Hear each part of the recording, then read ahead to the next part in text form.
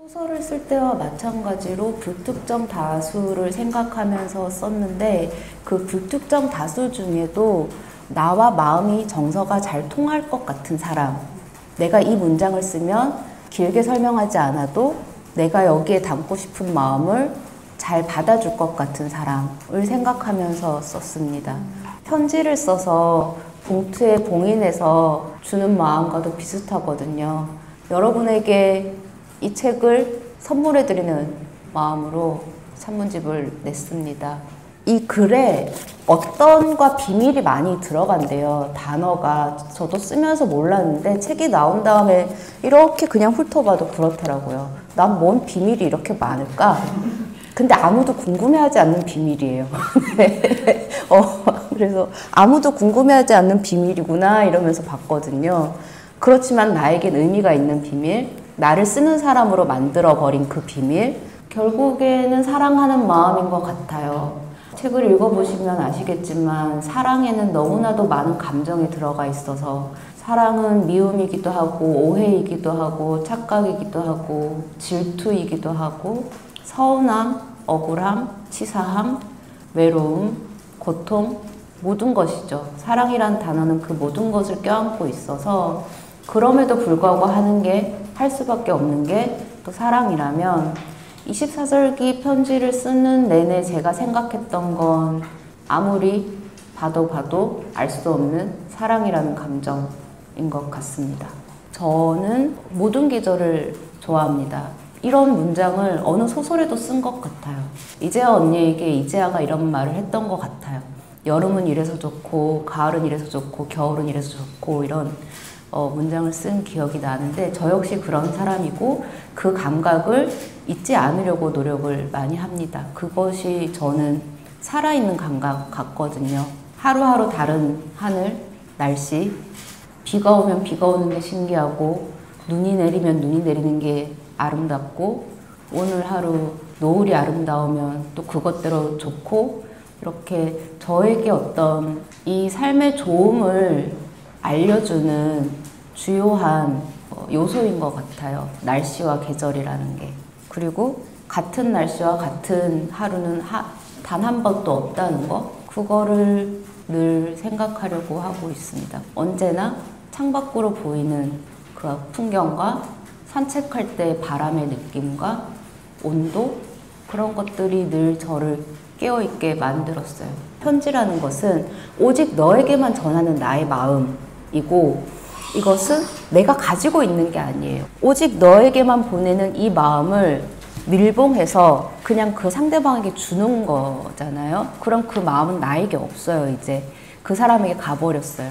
그 사람은 내밀한 이야기를 펼쳐서 읽고 버릴 수도 있겠지만 어쩌면 아주 오랜 시간 간직하고 있겠죠.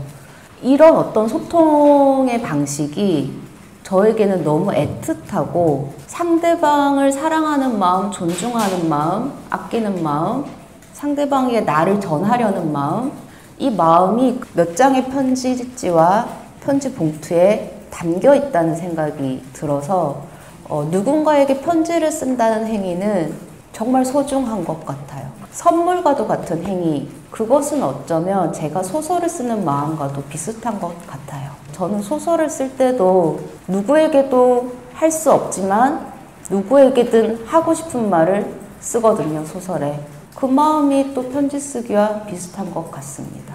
독서라는 행위 자체도 편지를 주고 받고 읽는 행위와 비슷한 것 같다는 생각이 듭니다. 사람은 변하는 존재고 그것이 저의 희망이기 때문에 저는 지금까지 이런 사람이었지만 앞으로 또 다른 사람이 될 가능성이 있다고 생각을 하고 그에 따라서 소설도 변할 거라고 생각을 하고 그래서 더 살아보고 싶은 마음도 있거든요.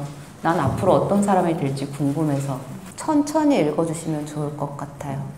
식탁 같은데, 협탁 같은데 혹은 침대 옆에 두고 오늘 한 꼭지 읽고 다음 절기에 또 한 꼭지 읽고 마치 편지를 받는 마음으로 그렇게 천천히 1년 동안 읽어주시면 네, 좋겠다는 그런 마음입니다. 네. 2015년에 발간된 책이니까요. 내년이면 10년이 됩니다. 그러니까 행복하자고 같이 있자는 게 아니라 불행해도 괜찮으니까 같이 있자는 마음은 구애증명을 쓰기 이전에는 저에게 없던 마음이었어요. 저는 행복하고 싶었거든요. 사랑을 하면서. 근데 구애증명을 쓰면서 앞서 말씀드린 것처럼 저는 아는 얘기를 쓰는 게 아니라 저도 모르는 이야기를 소설을 쓰면서 배워가면서 쓰고 있고, 불행해도 괜찮으니까 같이 있자는 그 마음은 제가 부지런히 다음을 따라가다 보니까 배우게 된 마음이에요. 그래서 구애증명을 다 쓴 다음에는 그래, 나도 앞으로는 이런 사랑을 해봐야겠다라고 또 생각하게 되었거든요. 그리고 이게 정말 특별한 게 아닌 게, 사랑이란 기쁨만이 아니라 슬픔도 함께 하는 게 사랑이다라는 말을 자라면서 여기저기서 많이 들었는데, 많이 보고 많이 듣고 했는데 그냥 듣고 흘렸던 거더라고요. 제가 그 말의 의미를 제대로 생각을 안 해봤던 것 같아요. 근데 구애증명을 쓰면서 그것의 진짜 의미에 대해서 구와 담을 통해서 보고 나니까, 아, 그 말이 이런 뜻이었구나, 행복뿐만이 아니라 불행도 함께 한다는 게 이런 의미였구나를 제가 제대로 깨달은 것 같더라고요. 아주 많이 들은 말인데 이해한다고 생각하고 흘려듣는 말이 참 많을 거예요. 나 저 얘기 알아. 무슨 얘기인지 알아. 그렇지만 제대로 모르는 것들이 엄청나게 많다고 생각을 하거든요. 그런 거를 생각하면 또 앞으로의 소설 쓰기가 기대되기도 합니다. 그러니까 소설이 근본적으로 저를 변화시킬 거기 때문에 10년 전에 구하담이 알려준 그 사랑에 가까이 다가가기 위해서 지금도 노력하고 있습니다. 한강 선생님의 노벨문학상 수상은 정말 충격적으로 아름다운 일이었죠. 핸드폰에 갑자기 뜬 속보를 잊을 수가 없어요. 그때 온몸에 전율이 일어나서 그 놀라운 충격이 굉장히 오랫동안 갔고, 그때는 아무 생각도 할 수가 없었죠. 와, 진짜? 정말? 그러고 나서 조금씩 생각이란 걸 하게 됐어요. 이것은 도대체 나에게 어떤 사건인가에 대해서. 대한민국 전체를 떠들썩하게 하고 축제 분위기로 만든 사건이기도 하지만, 글을 쓰는 나에게 이것은 어떤 사건인가에 대해서 생각을 해봤는데, 일단 아주 많은 분들이 말씀해 주시죠. 노벨문학상 수상작을 모국어로 읽는다. 원서를 그냥 읽을 수 있다. 이런 일이 내 생에 일어났구나. 심지어 저 책장에 있어. 보통 노벨문학상 탔다 그러면 이제 사잖아요. 근데 책장에 가득 있는 거예요. 그래서 이것은 정말 나에게 엄청난 사건이다.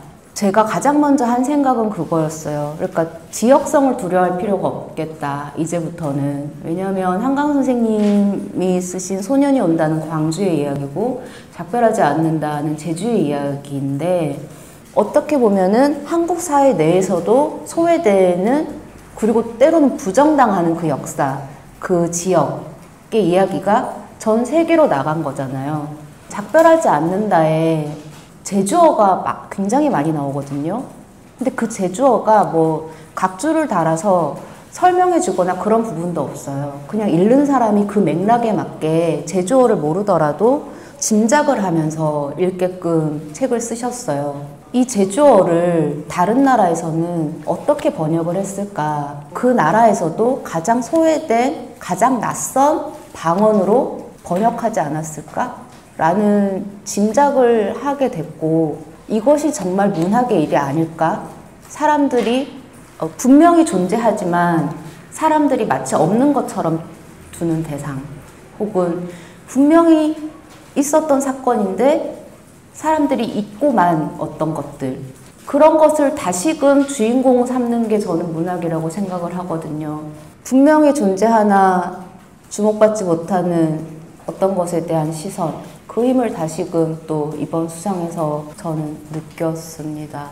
그리고 마치 한국어로 글을 쓰고 있는 사람들에게, 그리고 한국어로 된 소설을 읽는 독자들에게, 한국어를 쓰는 사람들에게 이번 수상이 엄청난 응원이자 격려라고 생각합니다.